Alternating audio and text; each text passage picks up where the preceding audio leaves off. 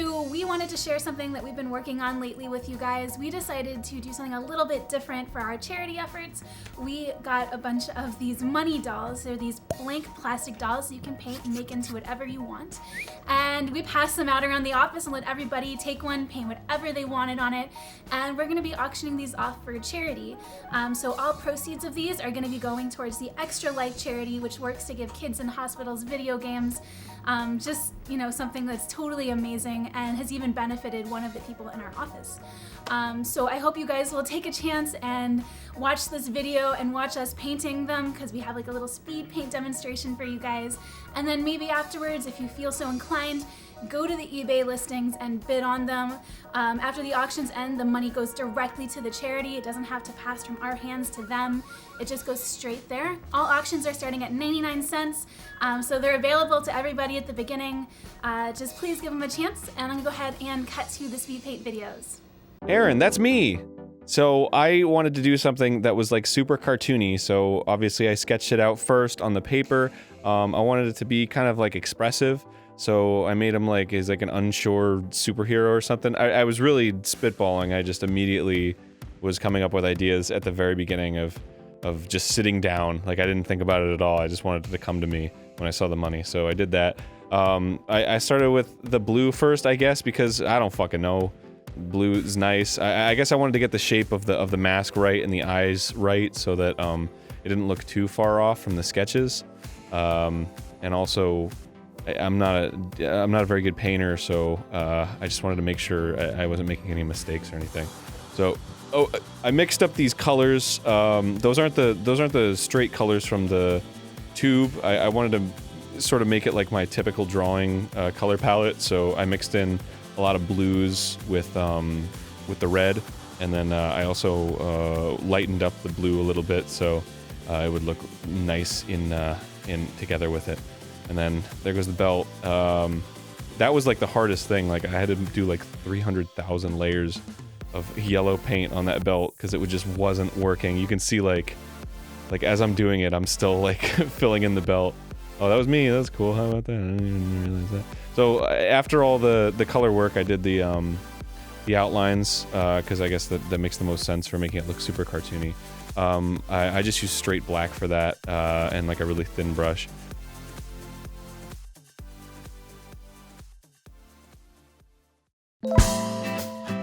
Hey guys, so today I'm going to be painting this money for the Extra Life charity. I'm starting with the eyes. I already drew everything out with pencil, so you guys can kind of see that rough draft. It took me a long time to do.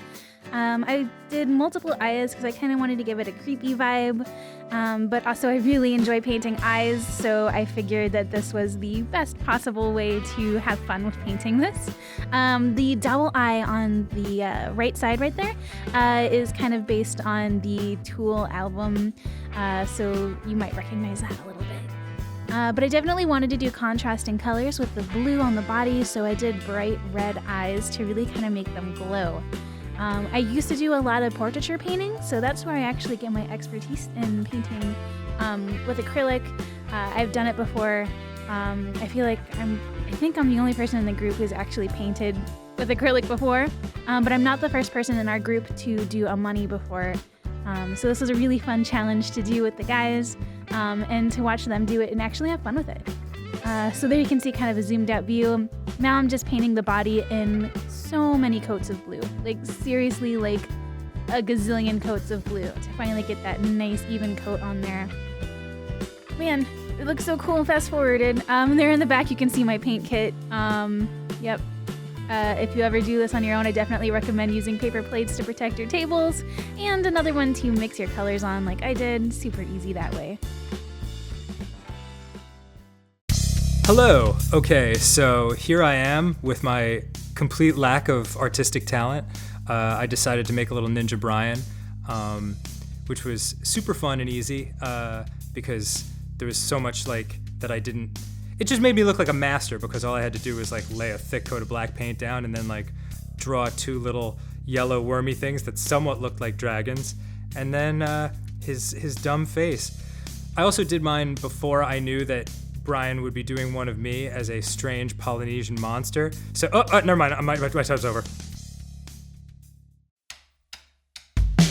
Okay, so I wanted to make like a video game guy on my money, because I like video games, and I didn't know who to draw or who to paint.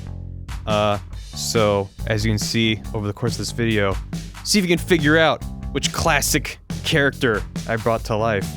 I would not really call myself an artist. Definitely not a traditional painterly artist. Everything that I've made that's considered art in the last several years is digital. So this was kind of a pain to be like, why aren't these colors the colors I want? I have to mix them, and then I did all the black outlines first because I'm used to doing that in Photoshop and then painting underneath them. Turns out you can't paint underneath paint in real life. So that kind of, I had to go over the black outlines several times to touch them up. But look, oh god, it's a Metroid. But it's a Metroid sucking on someone's head? Who could it be? Oh my goodness. You probably already figured it out. Oh my god. Yeah, no, it was fun. It felt like being a kid again, getting to paint with my hands. And it was a wonderful time. I'm already out of things to talk about. I don't know. My thought process was I want to paint something that looks silly. So that's what I did. Also, if you notice, the first time I did the hair and mustache, it kind of came out like a poo color. So I had to go over that again with a darker paint. It's also really annoying when you screw up with paint, because there's no Control Z. Man, I'm not used to that. I'm used to computers! Computers are so much easier, man. But yeah, so I made Mario, and he's getting his head sucked out by a Metroid. And that was fun. Okay. Thanks for watching. Okay, bye.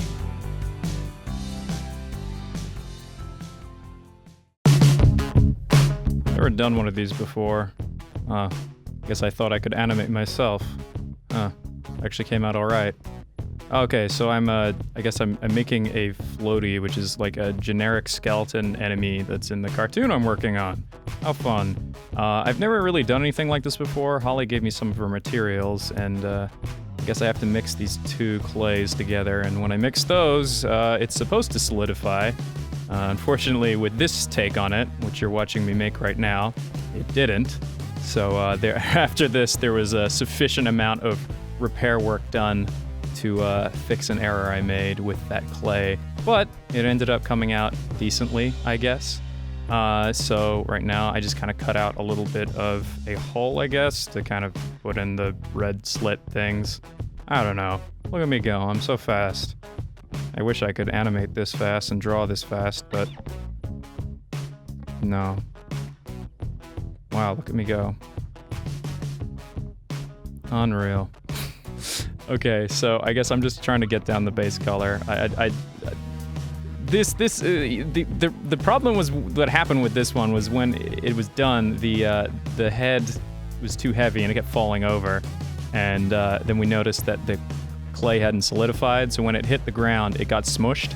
So Holly was kind of nice, and she helped me fix it. So the one you'll be getting, if you do decide to put in a auction amount for this little one, it might look slightly different, but it's still pretty much the same deal. There you go, look at that.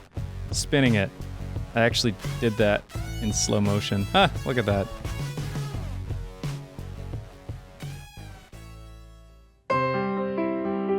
So what I was trying to get at here is really the pure essence of Dan Avidan, which is his overinflated ego, his dislike, if not total disdain for his fans, and his just hatred of people in general. I tried to get his matte scalp in there, which you can write on with chalk in real life. It's actually kind of cool when it's not gross. I really wanted to capture Dan's beautiful olive skin, so I spent hours trying to get the pigmentation right, which you'll see I totally succeeded at. He also wears these blue shorts all the time, which are kind of gross. He should wash them if you ask me, but that's just my opinion. Another interesting thing about Dan, in addition to his disgustingly pronounced chin, is the fact that he has his name tattooed on the front and back of his chest, on the back in reverse letters. Dan on the front, Dan in the back, and a super pronounced butt crack. Hey, thanks for watching our great videos. If you'd like to see more, then go ahead and comment down below, or send us a like.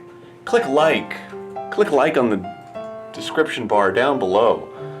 And if you want to see more, just email us on twitter.gov.